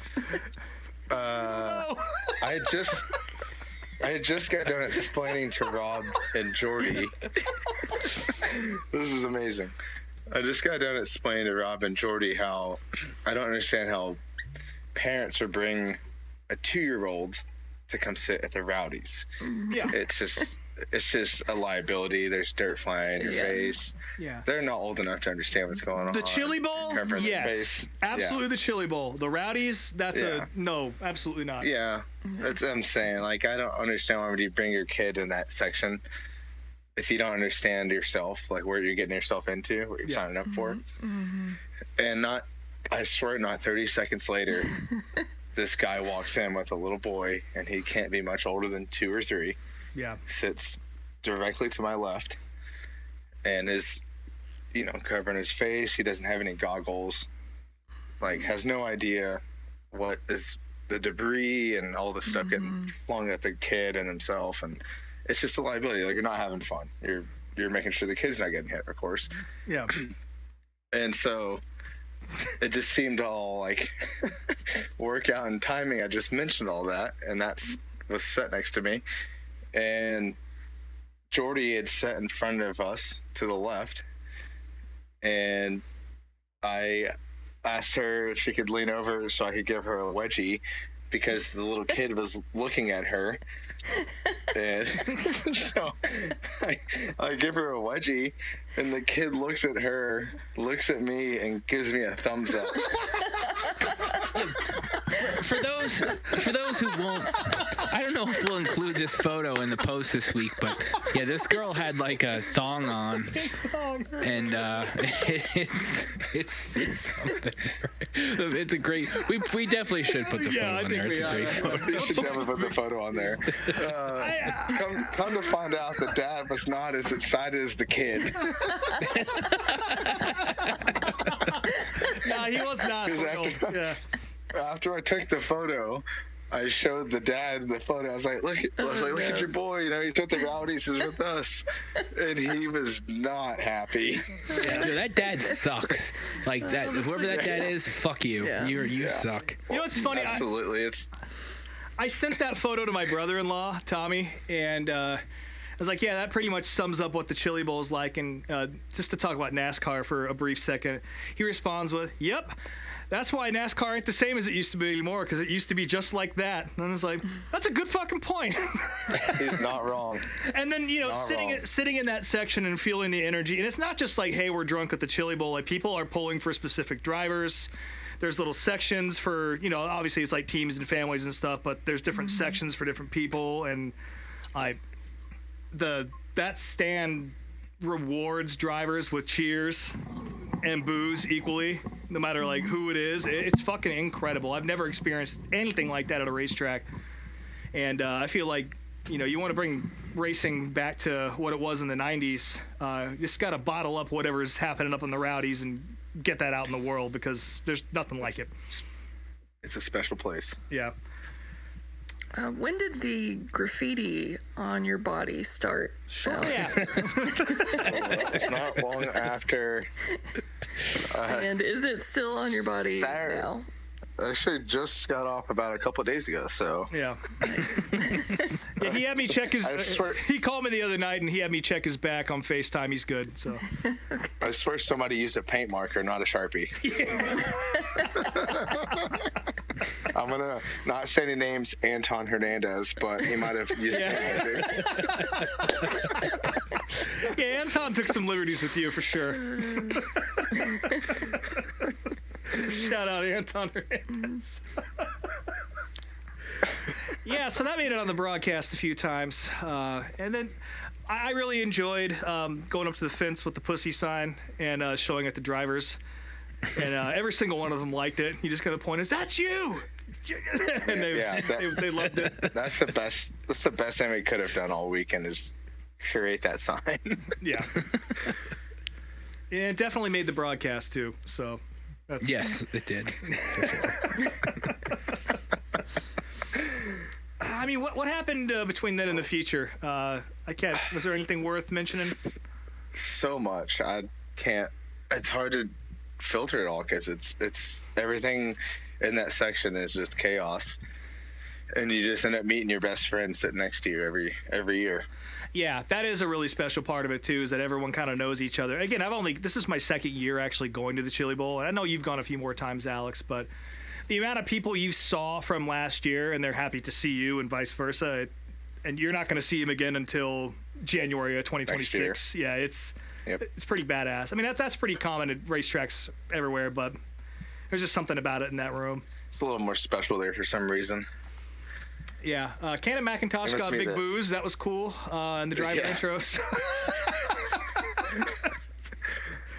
I was upset we didn't get to see T-Mez run at all Saturday, because yeah, that's right. He just decided to go have a kid. Yeah. Yeah. Also, I will say the first person I did see on Thursday was Thomas, and he gave me the biggest hug. So that was cool. You can go into that building and see Thomas Meserol and get the biggest hug from him as soon as you walk in. So that was pretty awesome. Yeah. He was conveniently parked next to David Gasper, so we were over there a decent amount on Thursday night. But yeah, then T-Mez had to take off, and all the people I was looking forward to saying what's up to had to leave. Nick Hoffman wrecked on Monday night and just never came back because he had late model commitments. By the way, shout out Garrett Alberson and who else? Ryan Gustin for winning at Volusia this weekend. So good job, guys. But anyway, I digress. Oh, yeah. Ricky Thornton Jr. sucked. But he did fly back at least. He did fly back and then immediately just got knocked out of like the D main or whatever. So None of the modified guys did that well. I was a little bummed on that. Although I saw Alex Yankowski was doing interviews and stuff for a little bit, so that was cool. Yeah, he did okay. But again, you're going for 24 spots and out of 400 cars. That's a tough event to make. It's insane to watch so much racing all week long just to come down to one race on Saturday. It's pretty wild. Yeah. I will say, Rob and I are dirt-only Kyle Busch fans now. That's correct. That is correct. But he didn't do that well. Why? I mean, I appreciate the fact he seemed like he was having fun and, like, was pretty open and honest about how he was running. He was trying to be a dog in the fight. That's cool. Yeah, he was doing some shit that you wouldn't expect some of these teenage cobs to try and do, What's this, his fourth time in a midget, Yeah. Yeah, he was trying to split traffic and do some shit that you need to have a lot more experience. You could see how good he was, that's for sure. Yeah. I have a different respect for him now, for sure. Yeah, absolutely. Absolutely. But the feature on Friday was pretty cool. Not too much to write home about. It was kind of Kyle Larson, as usual, just trying to give it away. He had a couple of big moments. He got into the fence with somebody, or he drove over them. What about the pole shuffle? Oh, the pole shuffle. When he almost wrecked himself in the pole shuffle. He did almost wreck himself 3 times. Yeah. And Persley ran out of gas. Yeah, Dazen Persley would have been your pole sitter if he didn't run out of gas and gave it to Larson. He was the last, row 4? Yeah. Persley would have started out on, and he made his way all the way to row 3. Yep. So he beat that many people until he ran out of gas. Yeah, it was killer. Yeah, Larson definitely almost flipped in the pole shuffle. Then he drove over the front end of somebody's car when they wrecked in the feature, and then tried to do his signature run on top of the cushion line and just about flipped it on the front stretch. I don't know how the fuck he saved that. That was pretty incredible to see. But watching that clip of him ripping the banner down was pretty nuts. Yeah. I didn't realize it was that. I mean, obviously, I had a different point of view at that point than everybody else. So yeah, in a couple different ways. So getting to rewatch that clip of him rip the banner down was quite interesting. Yeah. Yeah, a lot of people were saying he should have got sent to the back for causing the caution, but that's not how the Chili Bowl rules work. So I think and the person who ripped the banner down first was Dason as well. So yeah, it was debris on the track initially. Yeah. But yeah, Kyle Larson won. It was pretty neat to see. He did his signature burnout with the wheel out of the side of the car, and the people rejoiced. So that's your Chili Bowl 2024, the event anyway. There's still more to the story, but that's that's pretty much where the racing stops.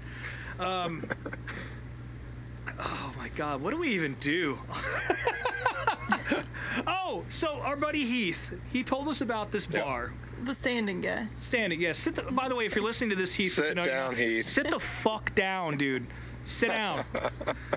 Just standing in his living room listening to this podcast. He probably is. Oh, I almost missed the most important part here. So when Alex got tattooed by everybody in the Rowdies, somebody wrote the word pussy on his right arm. And, we're getting up, we're leaving. Alex puts his shirt and hoodie back on. And we're like, let's go see Gordy one more time, see what he's up to. And, he's kind of hammering to get out of there. He's got business at the Hard Rock to attend to. And Alex kind of like whistles at him, "Hey, Gordy!"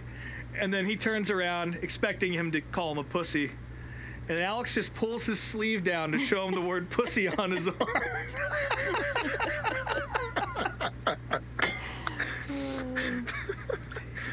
Yeah, and then we didn't see Gordy again, so. We'll see him. We'll see him this year. We'll see him at the Dome for sure, which is on the list. But absolutely. Yeah, our buddy Heath, he mentioned this bar called the Town Pump, and he made it sound like it was out in Broken Arrow or some shit. It was not far. Just a shitty little dive bar. It was within 10 minutes of the hotel. Yeah. How did he describe it to us? Something like couldn't tell you. He said that like the the bartenders there, they'll lay quarters on the bar, God. and they'll whip their tits out and then slap it on the quarter and pick it up, and then it's like a party trick. And so we kind of file that away. I can't wait to tell you how I tapped out that night. Yeah, it's good.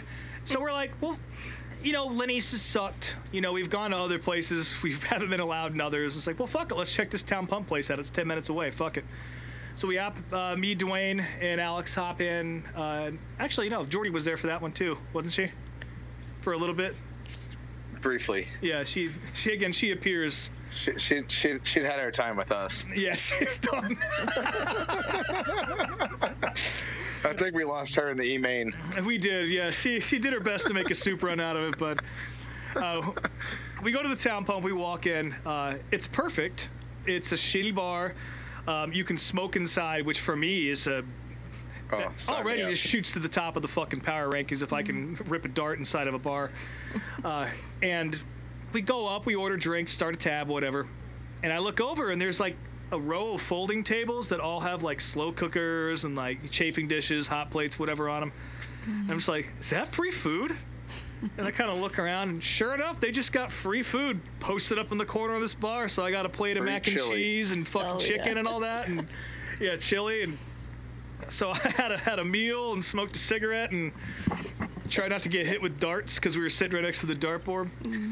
This girl asked us to play darts. I don't remember the last time I smoked a cig in a bar. It's been a while, but you can do it at the Town Pump. And so we stayed there for a few drinks, and these people next to us asked us to play darts, and I said no because I'm not great. I like darts, but I'm not good at it. I was like, I'm not going to get shown up by some people at a bar. It turns out they all really sucked, and I could have whooped their asses, and we got to watch a girl completely eat shit trying to throw a dart onto the ground face first, so that was fun. And at the end of the night, it's like 2:30 in the morning. It's like, let's get out of here, because we're both about that time. Yeah, Dwayne's got to get up early and haul out. We got a whole extra day, so let's get our beauty sleep before we drive it in one more time. And Alex goes to settle up, and I'll let you handle this one, bud. I'll say that it was the first tabbing out of experience with nipples on fire. Your nipples or someone else's? Well, usually it's mine, but this time it was somebody else's. Okay. I asked to get my card, and the bartender says, "Yeah, sweetie, I got you. Hold on, just give me a second." And immediately turns around and pulls her tits out and lights her nipples on fire for the customers next to me. So let it sink in. Yeah. She's multitasking. I don't know. I also have no idea what she could have lit on fire that was on her nipples. Sambuca, right? Maybe it was matchsticks or cotton swab. I don't know. Who knows, dude? It was incredible to witness. I was like, that was not the move I thought I was going to see, going to try to tab out for a bar tab. No. So that reminds me of a bar in Albany that it's been years since I've gone, but this is a legendary place called Thatcher's that the waitress is there. It's like one of those, it's a real shitty bar in like the industrial warehouse district of Albany. Sounds like the bartenders they'll wear bikinis and stuff, and if you tip them a couple bucks, they'll like pull a titty out, and if you ask to play beaver basketball with a $5 bill, they'll like open up their drawers and you gotta throw the fucking wadded up belly. I bet you they play that at the Town Pump. It might be called something different, but it's the same idea. Same place, yeah. The look on Alex's face when he came back to the table was just pure bewilderment and just like, I don't know. I remember looking over at you guys and like, yeah, we're in Tulsa. Yeah. So yeah, we settle up. They actually had Chili Bowl merch for sale too, which I wish I would have bought some now because it was super cool. Like bootleg, Chili Bowl at the Town Pump, whatever. Like one color. Yeah, you gotta like, get that stuff. That's the cool shit. Shout out to the Chili Bowl for having amazing event T-shirts, though. I gotta say, they still stick with the classic shit. I think Throttle Down Threads does their stuff, I think. And they do good work, but anyway. We settle up, get out of there, and I'm gonna say, like, for all the horror Uber rides I've described so far, this was probably my least favorite of the bunch. Oh my God. Alex, I'll let you handle this one. We took so many Ubers and Lyfts. I'm trying to remember all of them, but this one definitely stands out the most. Yeah. Call the ride. Says she's in Black Ford Escape or whatever it may be. And then shortly after I call the ride, we're rounding up the boys, tab out, nipples on fire, go outside, and then we're looking for said car, and I get a phone call, and the girl says, "Hey, I'm with my boyfriend. We're in this car. He's driving me." And so this car pulls up as I'm like kind of confused and like telling the boys what to look out for. Like, hey, they're like looking for this car, and this other car pulls up, and we open the door, and it's like, "For Alex?" "Yes." And the chick that was supposed to be driving was in the passenger seat.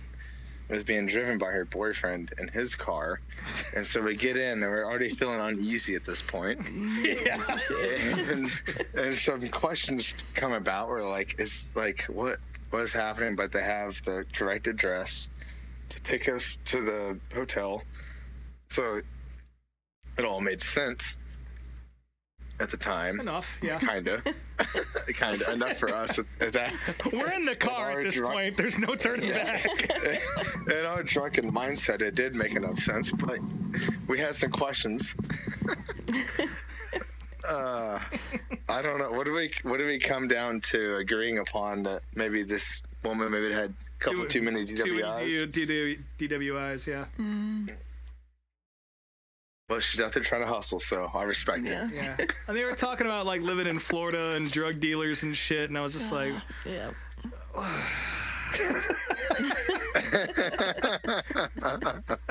It's like a fucking Charles Bukowski novel driving us home.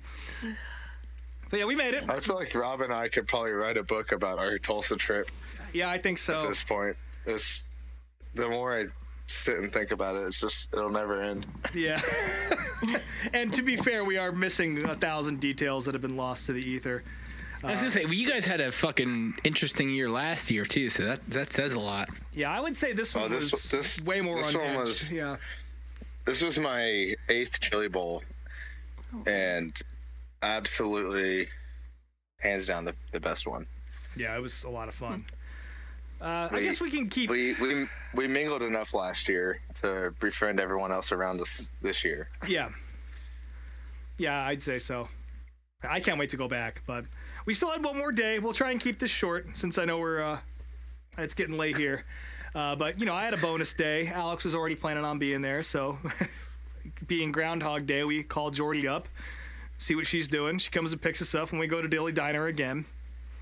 Start the day off with a couple Bloody Marys and a sandwich, as you do. Yep.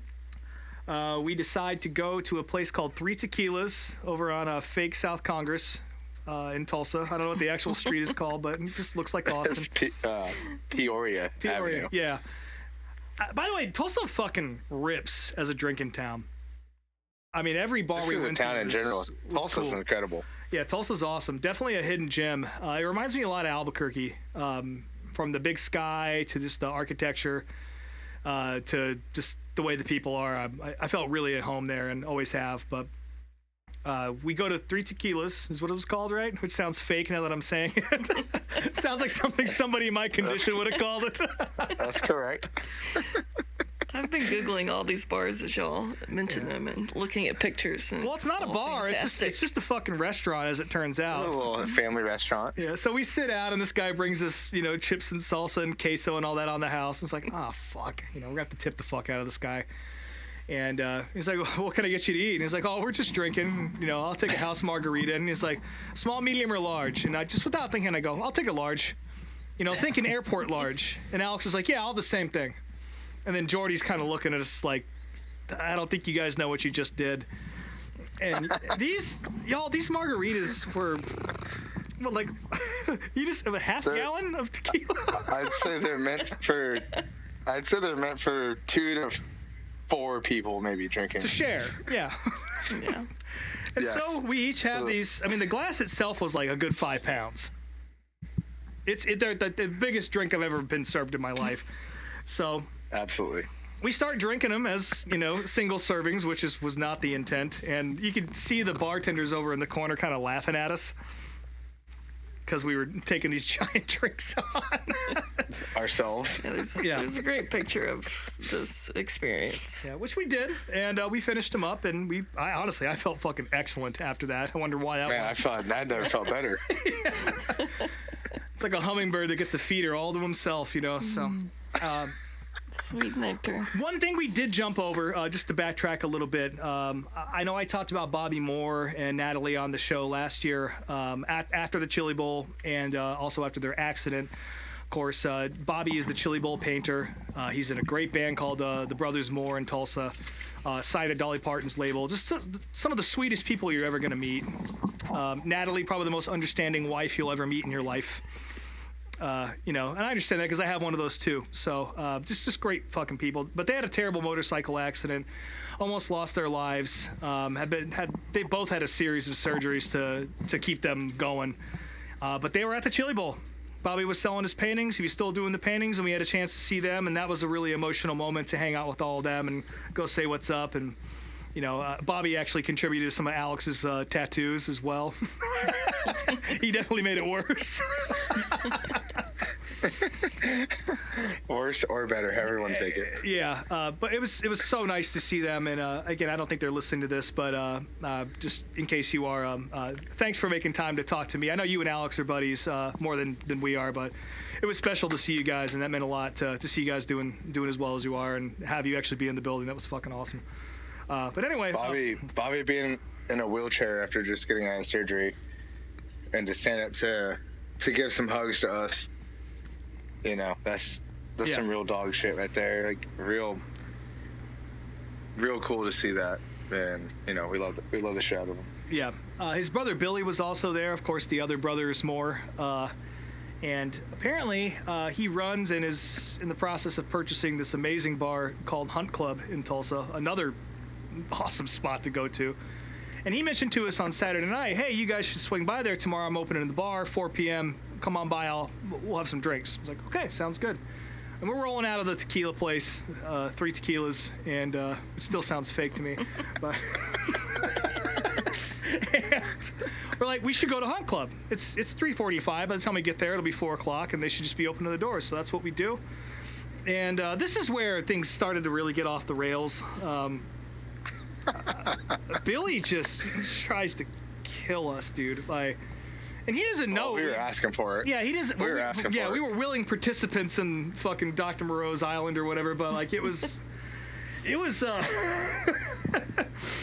I don't know if he knew our condition going in there, which was drunk.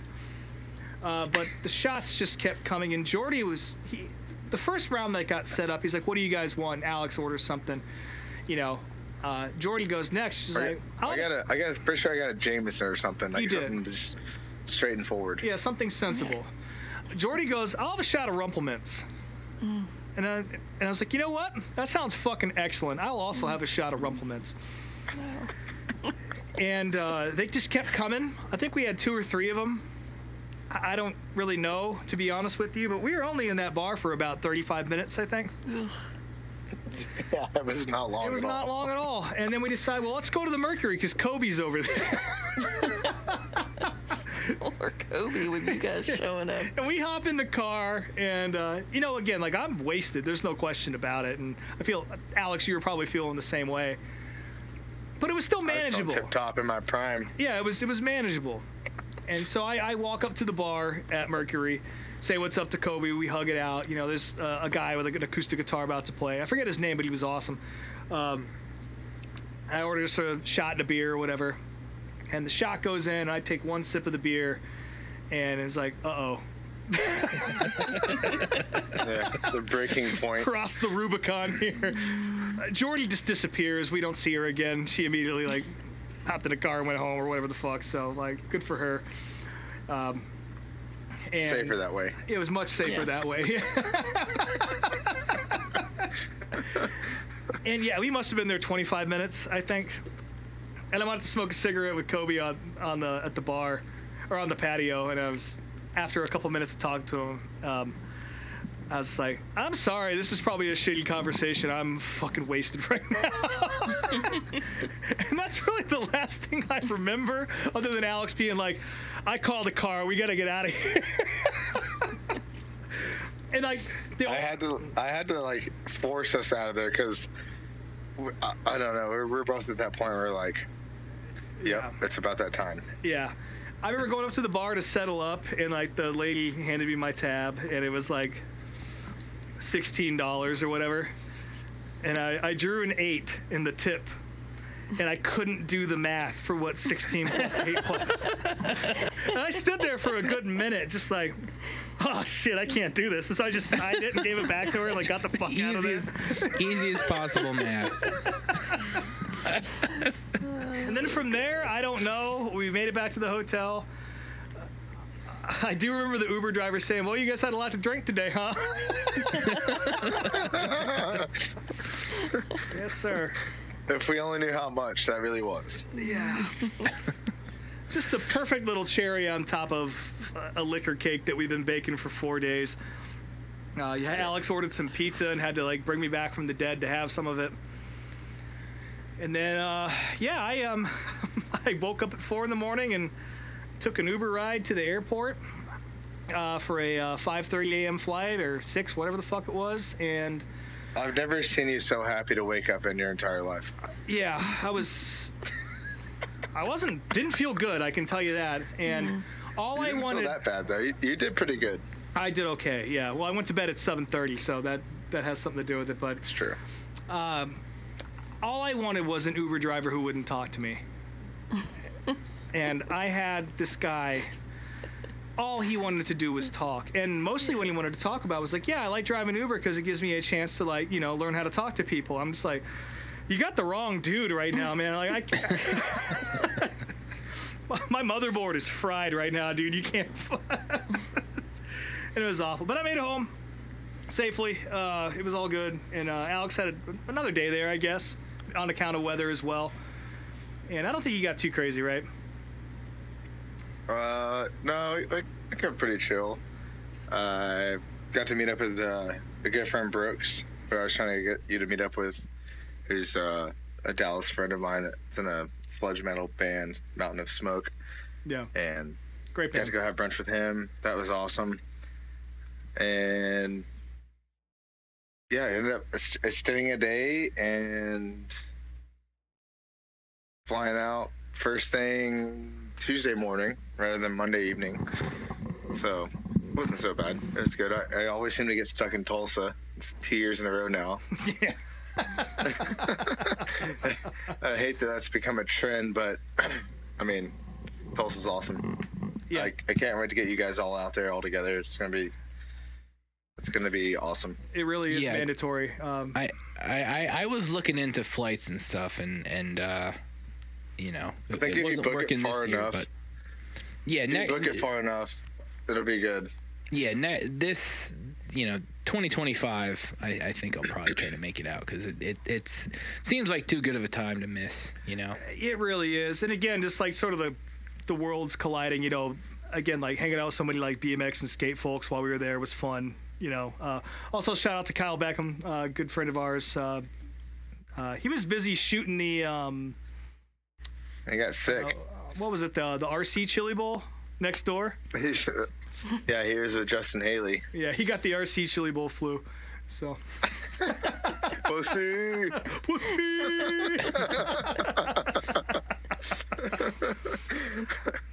Also, Steve glad we got Owen, to shout see out to him him. for a second. We got to see him for like 30 seconds. Friend of the program, Steve Owen, good guy. If that. Yeah. If that, but we got to give him a hug. That was nice. Yeah, that was nice. And I'm sure there's some other people we'll forget about, but I do want to give a big shout out to Jordy. She was a trooper the whole weekend. Again, from being our bartender last year to being a supreme dog and a true friend now that we look forward to seeing all over the country. She's kind of part of the gang now, it seems like, which is awesome. I just got to say thank you for putting up with us for 4 days and riding the fucking crazy train with the boys. We had a great time. At least we did 4 days, not 10 days. Yeah, exactly. Could be worse. 10 days. Yeah, I think that's. She pulled it off for sure. Driving us around and just being a part of the crew is more than enough. So yeah, absolutely, you said it spot on. I say it every time. Like, the coolest part of this racing thing is the people you meet, and we certainly accumulated a few more and got to see some of the ones we've been looking forward to seeing for a while. So it's special every time, and we can't wait to do it again next year, and hopefully all of our paths cross sooner than later. Yeah. I have to make it. I have to make it to drink a beer with all three of y'all. Yes. This year. I mean, hell, it took us 2 years, so it did. Yeah. We were definitely briefly planning on an Atlanta trip for all three of us, but I think the Chili Bowl tapped Rob out, and this new fucking dog tapped me out for Atlanta, unfortunately. So well, I'm not tapped out yet, so you let me know where y'all want to go. All right, I'm coming to Ashley.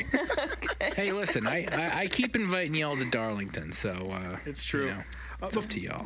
We also have enough time to make that happen too, so that's a good option. Yeah. We do have a few fan questions before we shut this thing down. That is pretty much our Chili Bowl coverage, but I did want to get to these since I asked people. Yeah, we got to do the questions. Yeah. Sparse Existence asked, do you remember it? As you just heard, kind of. The Busch Heavy Boys, which is you, Alex, asked who drank the most. Probably me, I think. Well, at least I look like I did, or I felt like I did, because you're a machine and I'm an old man. So I don't know. Not Gordy. Look, we got a picture for that one. Yeah, we do. Yes, we do. Tattered Checkers asked, did y'all get the Chili Bowl flu? Kinda.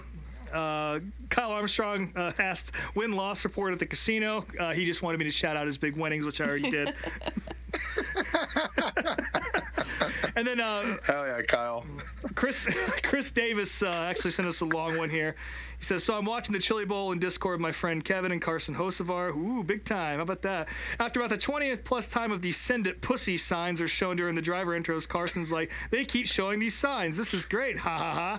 I follow up with, I know them. So my question is, how does it feel to get more TV time than most of the drivers? Pretty damn good, Chris. Pretty damn honestly, awesome. Chris, come sit with the rowdies. Yeah, you got to come play, baby. Dude, far away. The one announcer sounded a lot like Carson Hocevar all weekend. I mean, you guys weren't watching. He did. He really did. I forget his name. Boyles? Yeah. Yeah. He sounded a lot like Hocevar. Who had to announce his own tire doping disqualification on the that was pretty funny. Simple green. Yeah, I bet.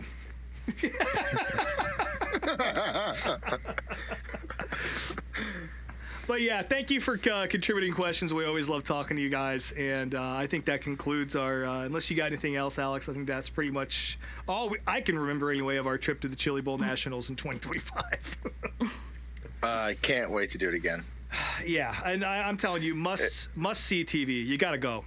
You just got to go see it. It's put it on there with Daytona 500, Indy 500. It's a must. The Knoxville, like. The world, the dream. Yeah. It's absolutely on that list that, like, you can't even describe being in that place unless you just are there and in the presence of it. It's a magical place, and I love going there every year, and I don't know if I'm ever going to miss another one.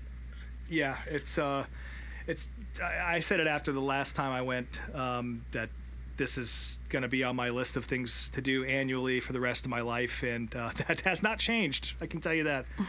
And I also made a pact that it's not going to be the only time I get to see you all year, too. So exactly. Yeah, we had way too much fun to not do this again soon. So we're open to suggestions. We have some plans moving here. Hopefully I can get down to Texas for the High Limit Cup race. So That'd be awesome. That would be good. But there's plenty of racing. Birthday weekend. Fucking A.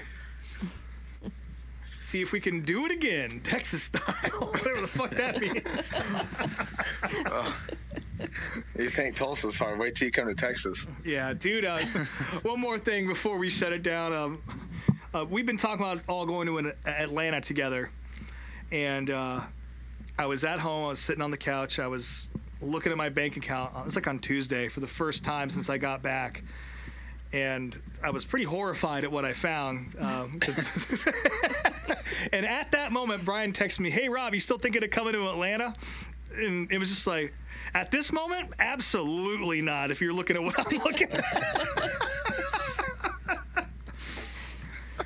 Yeah, it was not good, but, you know, money, you said this the other night, Alex, money comes and goes. You know, you just got to do it when you have the chance, so. Yeah, that's fair. Who gives a fuck? Absolutely. Well, y'all got any questions for us before we wrap up here? No. That's pretty much it. I think I got all my questions answered. Maybe a little more. Waiting all week for these stories. Yeah. So. Meemaw's been waiting for her tea. It's true. She got it. She got a whole big ass box of Lipton tonight. So. Chili bowl soap's in. Yeah. So hopefully I can experience them in person. Yeah, we'll figure that out next year. Yeah, I think it's mandatory. Yeah. I don't want to hear any more excuses. You guys have to do it. You have to. You're always on me about it. It's only going to get bigger too. So. Yeah, that's true. So there's no actually no, there's a video of the week, but so for next week's show, we're gonna have another guest on, who is another Chili Bowl participant or guest or whatever you want to call it. Survivor. Yeah, well, he was in a different role than you guys were. He was not partying like you guys were. So my he was working. He was doing shit all weekend. So my good friend Bobby, for other fellow vintage racing collectors, he used to he still runs an account called Bobby Blaze Vintage. My buddy Bobby Pastelak, he's going to come on the show next week. He was also there both at the Chili Bowl and the shootout. He's actually moved into doing video and photography for a handful of different drivers, and he actually works for the NASCAR regional division as far as doing video and photos for them. So we're going to have him on, and he's going to talk a bit about his experience in Oklahoma and just in general talking about his job and stuff he does. So hell yeah, I'm excited to have him on finally. He's a very good friend of mine. And also we will have a video of the week next week. So this came up over the last couple weeks, and I'm excited to watch it myself. Bobby is I don't know if he's as big into sim racing as he used to be, but I know he always tried to get me into it. But a few people sent me this video. There is a video, for iRacing folks, you probably already know this, but before iRacing, the people who were doing iRacing did the NASCAR PC games, NASCAR Racing 2, all that shit. 2003, right? Yeah. Yeah, and there's actually a 40-minute NASCAR 2, kind of how-to video starring Bobby Labonte. So we're gonna watch that. Hell yeah. For the video of the week next week, tips and tricks and all that stuff. And yeah, Bobby will be on the show next week talking to us about that. And then hopefully, we're still trying to figure out the technology with this, but hopefully the weekend after that or the week after that, we'll do. We're gonna try to do a watch along of Days of Thunder. Yeah. This came to me. Oh, yeah. It's something I've kind of wanted to do for a minute, but it came to me. We watched Driven last year, and during Christmas at my parents' house, I rewatched Days of Thunder. I couldn't sleep, and it just made me after watching Driven, I kind of watched Days of Thunder with a different lens. And there's so much stuff I think I want to talk about. As much as I love Days of Thunder, kind of after watching Driven, it made me watch Days of Thunder in a different way. And I want to talk about this stuff. That's how bad Driven is. Yeah. Oh, easy. Take it easy. No. Got a big Memo Moreno fan in the house. Yeah. So we're gonna try to get that figured out the next couple weeks too. So we got some stuff planned for the next few weeks coming up, but But yeah, True Love's going to the Clash this weekend, so we'll have that to talk about. So stoked for you. We're only 2 weeks away from the 500, so the season's about to start. Ashley, folks, where are you sitting? Oh. I was wondering, where are you sitting at? We're sitting in turn 1. Nice. Oh, the action spot. Yeah, that's where I sat last year when we went to the modified race. So. Hell yeah. Are you going on Saturday too, or just to the Clash? No, I'll be there both days. We're going up late Friday night, and then we'll be there all day Saturday and all day Sunday. My Coming dog. back That's what's Monday, so cool. So gonna eat lots of hot dogs, lots of donuts. Fuck yeah. Cool. Sounds amazing. I'm excited. Yep. Well, it's our turn to Freeze live my ass off. vicariously through you. I'm looking forward to it. My stories won't be quite like yours, but Could be. Yeah, probably not. It could be. Are there any bars in fucking Winston-Salem where Any the bars? bartenders light their tits on fire? I'll give it a Google. Never know.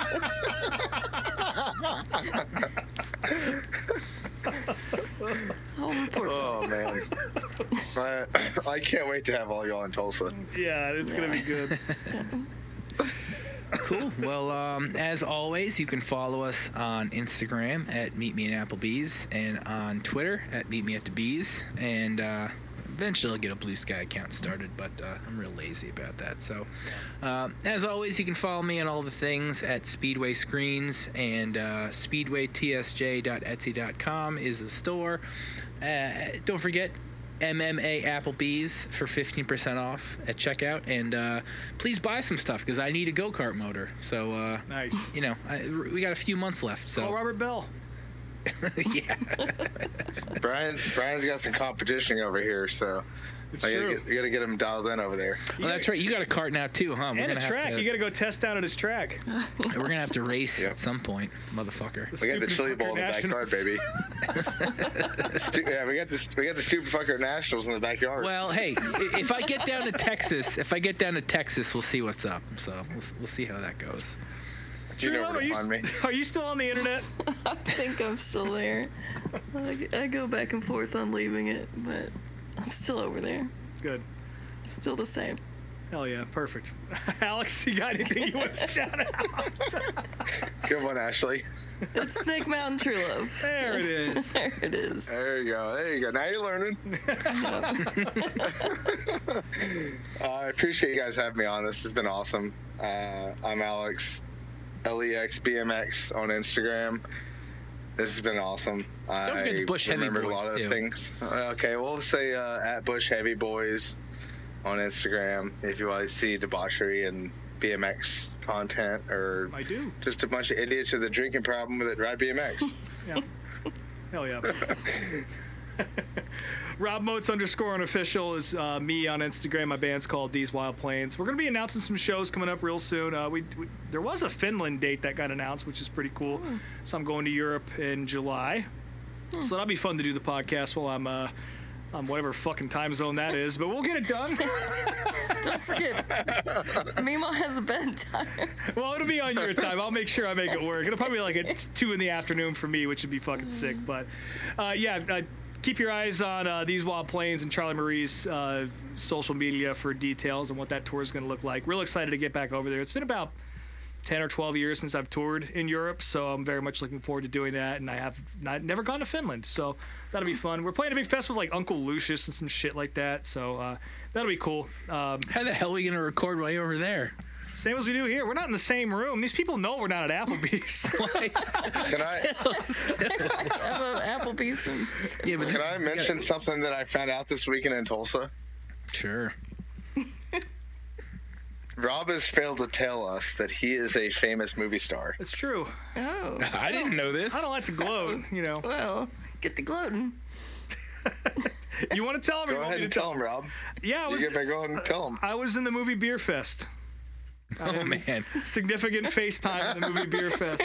I'm dancing behind landfill in the party scene, and I'm wearing like this little fucking like scally cap, and I look completely different. So I haven't watched that since it came out. So They told us in the casting call to dress Eastern European, and that is not at all what it called for. So I look like a complete fucking douchebag in my major Hollywood debut. But yes, I'm in Beer Fest.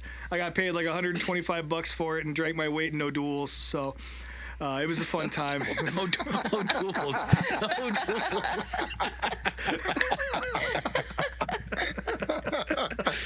Oh, God. And before we sign off, I had to throw that in there because I forgot we spoke so much about that at the hotel. I forgot about that. It did happen. That is real. I'll try and find the clip and send it to you guys. But before we sign off, real quick, thank you very much for tuning back in again. Season 3 of the podcast. I've said this before, but most podcasts last like 5 episodes, and the fact that we're gonna top 100 this year, and I think we all still love doing this enough to keep doing it. It's because of you guys. It's we love talking to each other, but you could do that without a podcast, that's for sure. So thank you for continuing to listen. We really appreciate it, and we got a lot of fun shit in store for you this year. And as always, if you're at the racetrack at the same time as us and you see you there, don't be afraid to say what's up. Shoot us a message. Come say hi. We'll have a beer with you. We'd love to meet all y'all. So please. If you don't find us, we'll find you. Fucking A. Yeah. That's a threat. Alex, you want to call Gordy Gundaker a pussy one more time? I can't wait to do that. Pussy! Oh, man. He felt that all the way in St. Louis. Have you ever called somebody a pussy enough that they give you free cold beer? Yeah. At a certain point of the night. You've made it in life. That's pretty good. Have now. Yeah. Now I can say I have. I appreciate you guys let me come on with y'all, and I know it's been a long time in the making. Hell yeah. But damn, Rob, we had a great damn time in Tulsa. Can't wait to go back. I can't wait to have the group expand a little more next time. Yeah. Mm-hmm. And it's really an incredible place, and as much as we talked about it tonight, it's not nearly enough how special it really is. Yeah, words really can't encapsulate just the feeling in that building. So come see it with us. Come experiencing it. We'll show you. We'll go to the town pump, see some shit. It's the only reason. We'll see some nipples on fire at least. True Love just cares about being some bartenders. See those I can't wait to see you guys this week. This year, it's mandatory. I have to make sure that I have to see all of y'all at this point. Go ahead and book your plane ticket to the World Finals. Absolutely. Yeah, that's definitely happening. Well, that's in November. I want to do it. I mean, I hope to see you guys way before then, but I mean, that's a given. Sure. Go donate some plasma or something. Get your money up.